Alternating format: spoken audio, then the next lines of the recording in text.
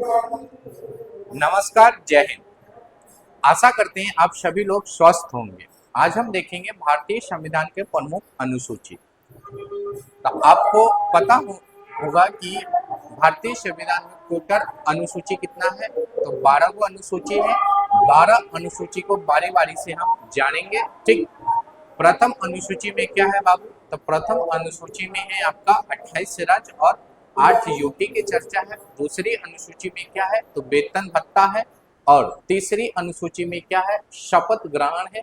जबकि चौथी अनुसूची में देखिएगा तो राज्यसभा का सीटों का आवंटन है। पांचवी अनुसूची में क्या है? एससी एसटी के बारे में, प्रमुख शासन प्रशासन के बारे में चर्चा है। जबकि छठी अनुसूची में क्या है? तो विशेषकर चार राज्य कौन सा है? असम है, त्रिपुरा है, मिजोरम है और मेघालय है। उनके बारे में, जो वहाँ का जो एससी एसटी है उनके बारे में, शासन प्रशासन के बारे में चर्चा है। जबकि हम सातवीं अनुसूची को देखते हैं तो इसमें क्या है? केंद्र और राज्य के बीच में शक्ति का विभाजन है। इनके अंतर्गत ही हम देखते हैं केंद्र सूची, राज्य सूची और समवर्ती सूची को जानते हैं। अब आठवीं अनुसूची में क्या है बाबू? तो आठवीं अनुसूची में आपका है राज्य भाषा का उल्लेख है। राज्य भाषा का उल्लेख किस अनुसूची में है? आठवीं अनुसूची में है। जबकि नौवीं अनुसूची में क्या है? तो नौवीं अनुसूची में भूमि सुधार है। 10वीं अनुसूची में क्या है? तो दल बदल है। और 11वीं अनुसूची में क्या है? पंचायती राज व्यवस्था है। जबकि 12वीं अनुसूची में क्या है? नगर निगम या नगर पालिका की चर्चा है। तो ये आपकी 12 गो प्रमुख अनुसूचियां हैं। अब इसको हम विस्तार से जानते हैं। ठीक, बने रहिएगा आप हमारे साथ।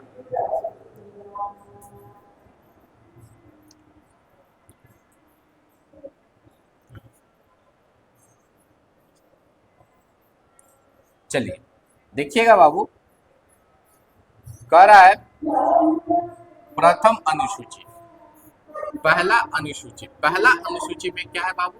तो 28 राज्य और 8 यूटी यूटीज का चर्चा है, जिसको हम बोलते हैं केंद्र शासित प्रदेश बोलते हैं। अब देखेंगे दूसरा अनुसूची, कौन सा? दूसरा अनुसूची में क्या है?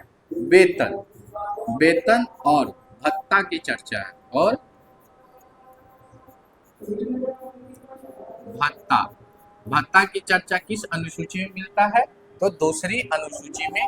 इसके अंतर्गत आपको पता होना चाहिए क्या कि राष्ट्रपति बाबू, कौन सा?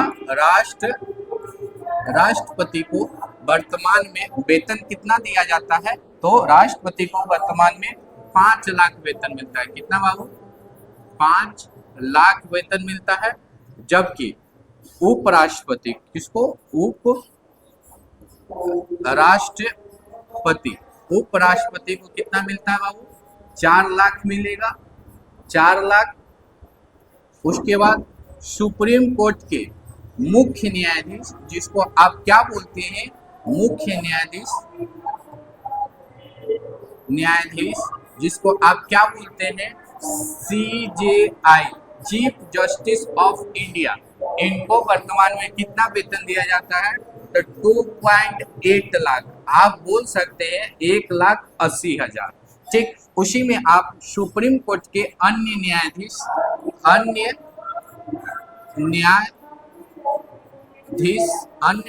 को वेतन कितना मिलता है? तो 2,50,000 इनको वेतन मिलता है। ठीक, अब हम देखेंगे हाई कोर्ट के मुख्य न्यायाधीश के बाबू कितना वेतन मिलेगा? तो हाई कोर्ट के जो मुख्य न्यायाधीश है उनको वेतन मिलता है 2,50,000 मिलता है। जबकि अन्य न्यायाधीशों के वेतन कितना मिलता है? तो आपको याद होना चाहिए 2,25,000। हाई कोर्ट के अन्य न्यायाधीशों को वेतन कितना मिलता है? 2,25,000 मिलता है। ठीक, अब हम देखेंगे तीसरी अनुसूची।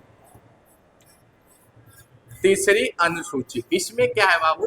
तो तीसरी अनुसूची में है शपथ ग्रहण।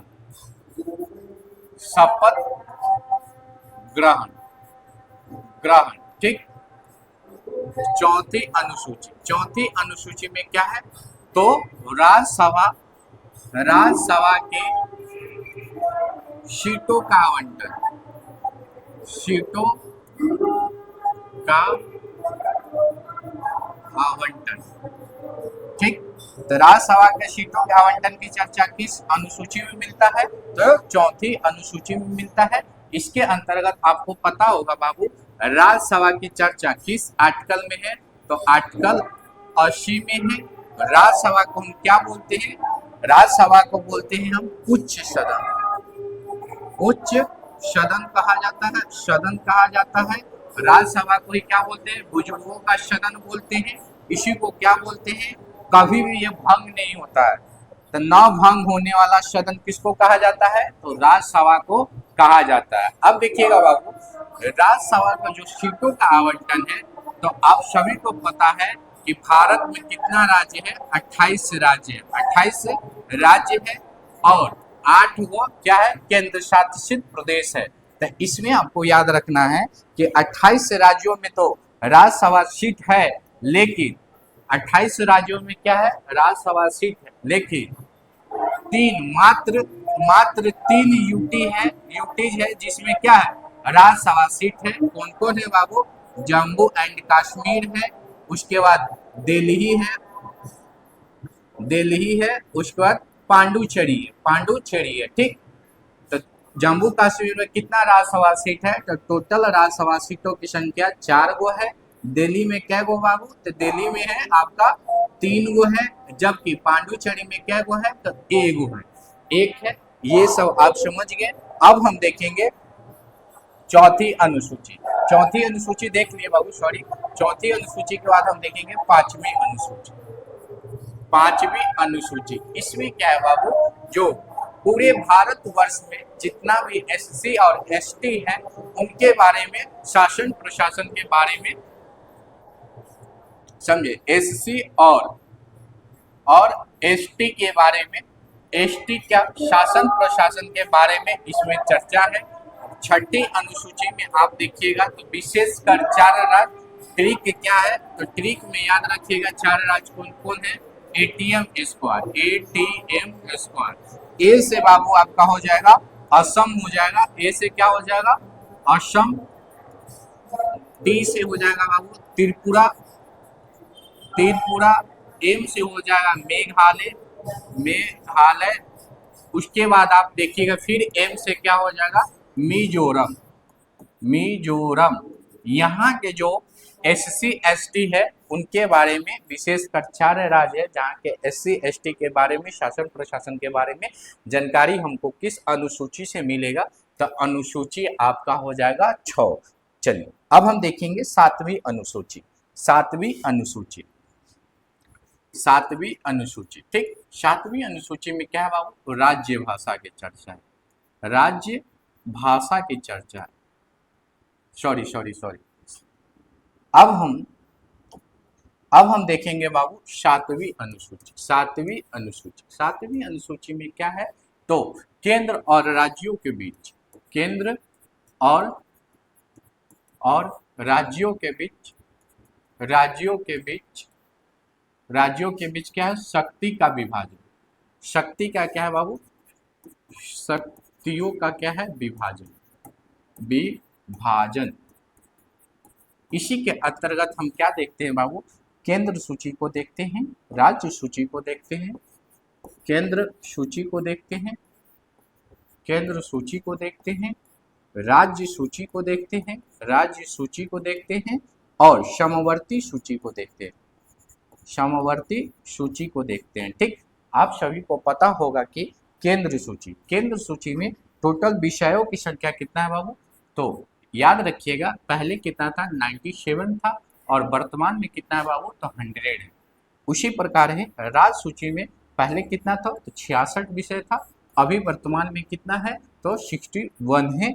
उसी प्रकार समवर्ती सूची में देखिएगा पहले 47 था, अभी वर्तमान में कितना है? 52 है।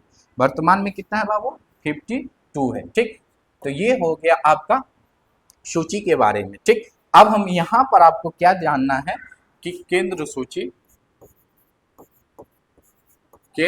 और राज्य सूची ये कहाँ से लिया गया है? तो 1935 के एक्ट से लिया गया। 1935 के एक्ट से लिया गया। केंद्र सूची और राज्य सूची का प्रावधान कहाँ से लिया गया है? 1935 का एक्ट से लिया गया है। जबकि समवर्ती सूची ये कहाँ से लिया गया बाबू? तो ये आपका ऑस्ट्रेलिया से लिया गया। ऑस्ट्रेलिया के संविधान से ये लिया गया है। एक और याद रखिएगा, अवशिष्ट सूची ये कहाँ से लिया गया है? तो अवशिष्ट सूची आपका लिया गया है कनाडा से लिया गया। ठीक, इतना आप समझ गए। चलिए, इसमें एक डाटा और याद रखिएगा बाबू, नोट में एक संविधान संशोधन होता है। कौन सा? तो 42वां संविधान संशोधन होता है। कब होता है? 1976 में। इसके तहत देखिएगा आप कि राज्य सूची के 5 विषय को उठाकर समवर्ती सूची में डाल दिया जाता है। तो राज्य सूची का 5 विषय कौन रहता है बाबू? तो याद रखिएगा, पहला शिक्षा होता है, शिक्षा। उसके बाद दूसरा वन्य होता है। तीसरा वन्य जीव अभयारण्य होता है, वन्य जीव अभयारण्य होता है। और चौथा आपको पता होगा माप तौल। 5वां कौन होगा बाबू? तो 5वां हो जाए आपका जनसंख्या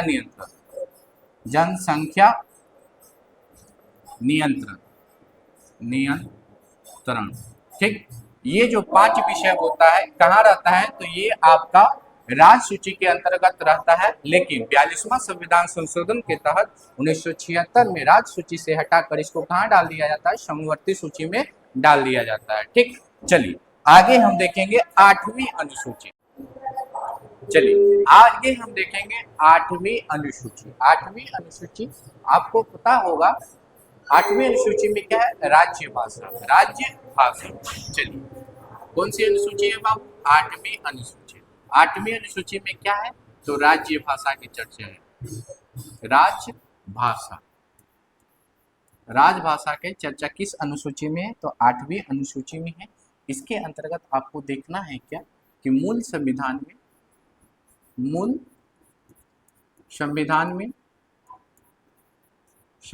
में कितना राज्य भाषा था? तो 14 था। लेकिन वर्तमान में कितना है बाबू? वर्तमान में कितना है? टोटल 22। कितना है बाबू? 22 है।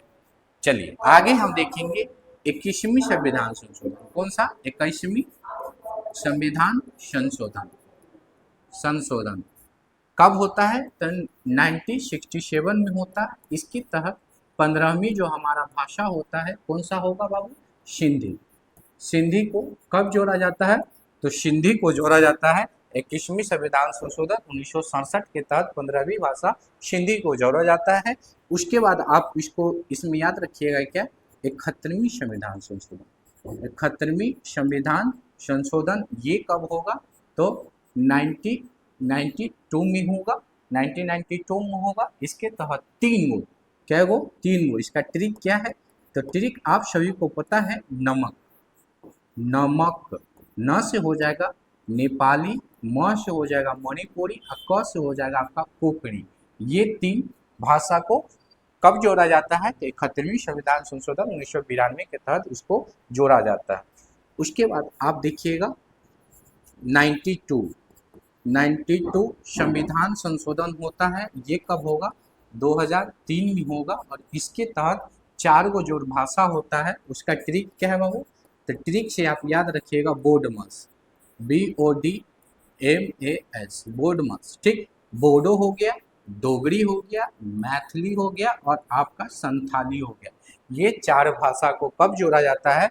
तो 92वां संविधान संशोधन 2003 के तहत जोड़ा जाता है। और ये सभी लेकर टोटल भाषा की संख्या वर्तमान में कितना है? तो 22 गो है।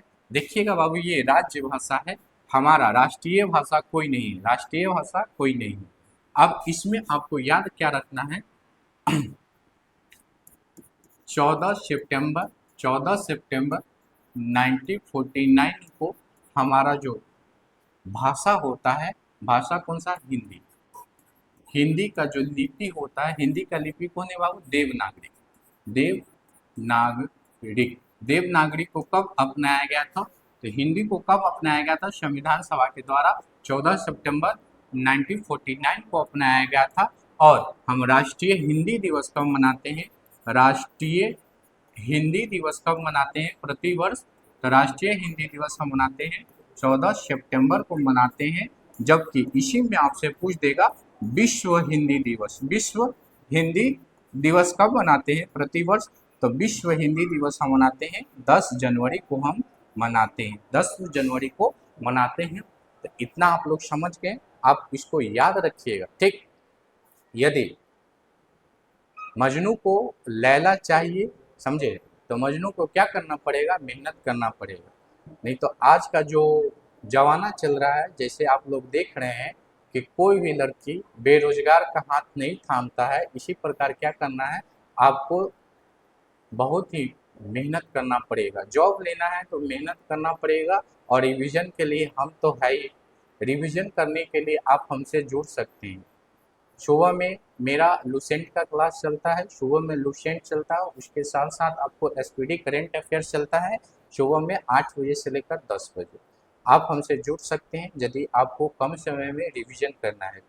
इसके अलावा 11 बजे से हमारे रामजी सर का क्लास चलता है, जबकि दीपक सर का क्लास चलता है, शाम को चलता है। शाम को आप उनसे मिल सकते हैं 8 बजे। उनका बहुत ही अच्छे टीचर है, फिजिक्स का बहुत ही अच्छे टीचर है।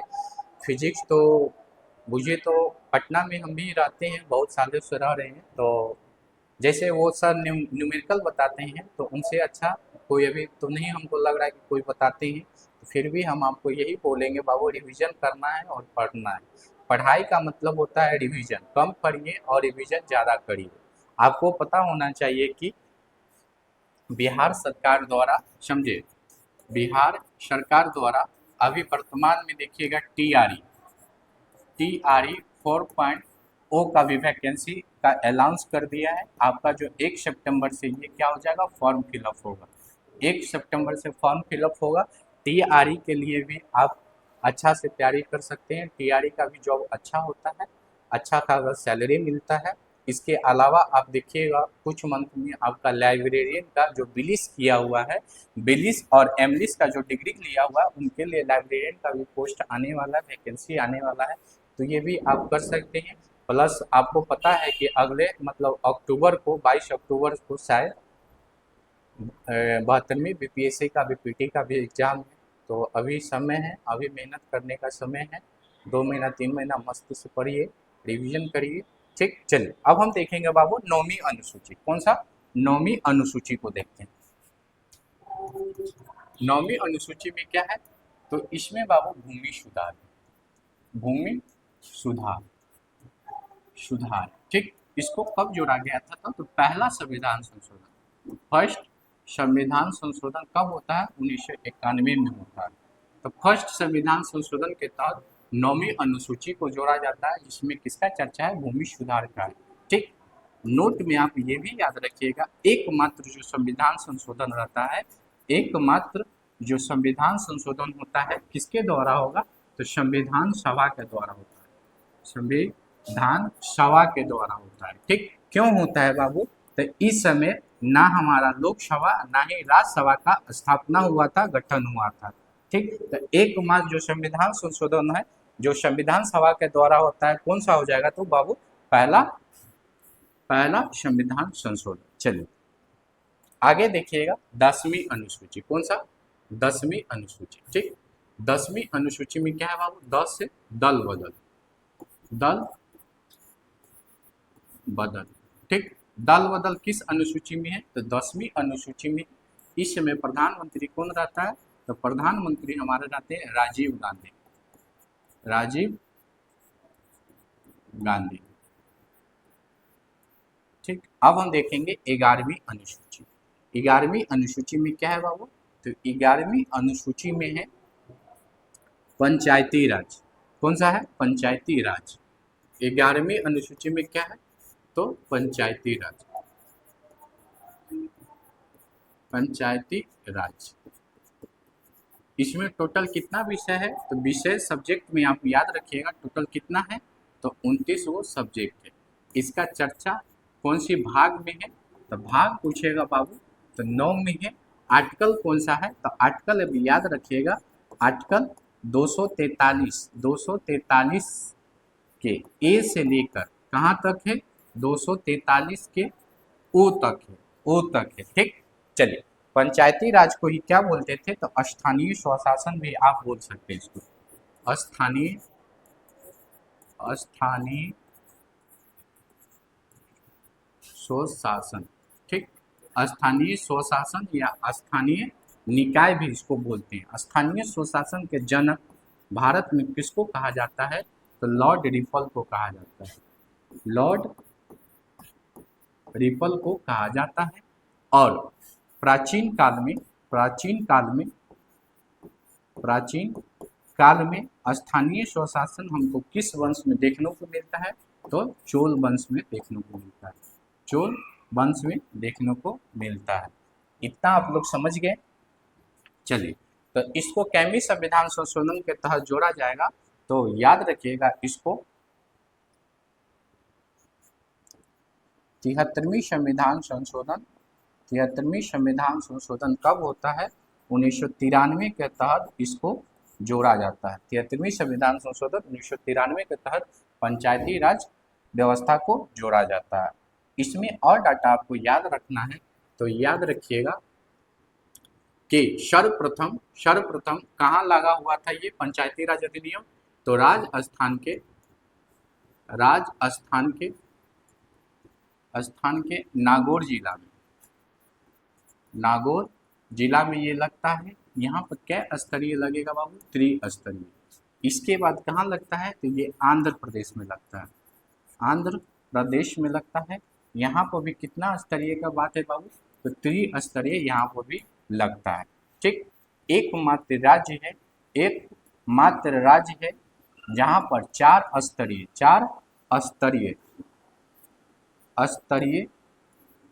स्तरीय क्या है, पंचायती राज व्यवस्था लागू है। वो कौन सा राज्य है, तो वेस्ट बंगाल, जिसको आप बोलते हैं पश्चिम बंगाल बोलते हैं, जिसको आप क्या बोलते हैं, पश्चिम बंगाल बोलते हैं। ठीक, इसके अलावा तीन राज्य और एक यूटीज जो अभी भी यहाँ पर पंचायती राज व्यवस्था अभी भी वर्तमान में भी लागू नहीं है। तीन ये राज्य, कितना राज्य है, तीन राज्य। आपसे क्वेश्चन पूछेगा निम्न में से कौन सी राज्य जहाँ पर पंचायती राज अधिनियम अभी भी वर्तमान में भी नहीं लागू है, तो तीन राज्य है। तीन राज्य कौन कौन है, तो याद रखिएगा इसका ट्रिक में कौन है, तो ट्रिक में आप देखिएगा दिल्ली वाली मामी क्या है बाबू, नागिन है। ठीक, नागिन है। यूटीज में हो जाएगा आपका एकमात्र जो यूटी है दिल्ली हो जाएगा। मामी से याद रखिएगा, माँ से हो जाएगा मेघालय। उसके बाद फिर माँ से हो जाएगा मिजोरम। उसके बाद नागिन से याद रखिएगा नागालैंड। ठीक, यहाँ पर क्या नहीं है, तो पंचायती राज व्यवस्था वर्तमान में भी लागू नहीं। ठीक, अब हम देखेंगे बाबू 12वीं अनुसूची। इसमें क्या है बाबू, नगर निगम या नगर पालिका ठीक का चर्चा किस अनुसूची में है, तो 12वीं अनुसूची में। भाग यदि पूछेगा बाबू, तो भाग याद रखिएगा भाग 9 के क में है। आर्टिकल यदि पूछेगा तो आर्टिकल 243 के पी से लेकर 243 के जेड जी तक है। ठीक, इसमें टोटल विषय की संख्या कितनी है, तो विषय कितना है बाबू, तो 18 को इसमें टोटल विषय है। ठीक, भारत का प्रथम नगर निगम कौन था, तो बाबू याद रखिएगा मद्रास। ठीक, बिहार का यदि प्रथम पूछेगा, बिहार का प्रथम पूछेगा तो बिहार का प्रथम कौन है, तो बिहार का आरा। बिहार का कौन है बाबू, आरा। ठीक, इतना समझ गए। ठीक, चलिए अब कुछ फैक्ट है, फैक्ट में आपको याद रखना है, यहाँ से डायरेक्ट क्वेश्चन पूछेगा। हम देख क्या रहे हैं, अनुसूची को देख रहे हैं। तो अनुसूची में आपको याद रखना है क्या, 1935 का एक्ट। कौन सा एक्ट बाबू, 1935 का एक्ट। इसके तहत कितना अनुसूची था, तो 10 अनुसूची था। जबकि मूल संविधान में, मूल संविधान में कितना अनुसूचित था, संविधान में कितना अनुसूचित था, तो 8 गो था। लेकिन वर्तमान में पूछेगा बाबू, वर्तमान में कितना है, तो कितना है मेरे दोस्त, तो याद रखिएगा 12 गो। वर्तमान में कितना है, तो 12 गो अनुसूची है। तो ये आपका टोटल अनुसूची, जो 12 गो अनुसूची है, उसको कम समय में बहुत ही आसान भाषा में हम आपको समझाने का प्रयास किए हैं। यदि आपको क्या बोलते हैं, हमारे भाषा और क्या यदि आपको हमारी भाषा डिफ़िकल्ट लगे, या हम थोड़ा फास्ट भी बोलते हैं, तो ये सब यदि आपको लगे तो आप हमको कमेंट सेक्शन में आप हमको बता सकते हैं कि भैया कि थोड़ा धीरे धीरे बताइए, बहुत आप जल्दी में बोलते हैं। तो कमेंट करना है, नौकरी लेना है तो कमेंट करना है, ठीक ना। तो फिर हम मिलते हैं अगली सेशन में, तब तक के लिए आप अपना ख्याल रखिएगा, बढ़िया से पढ़ाई करिएगा। और मस्ती भी करना है, पढ़ाई के साथ साथ मस्ती भी बहुत ज़रूरी है, ठीक ना। चलिए।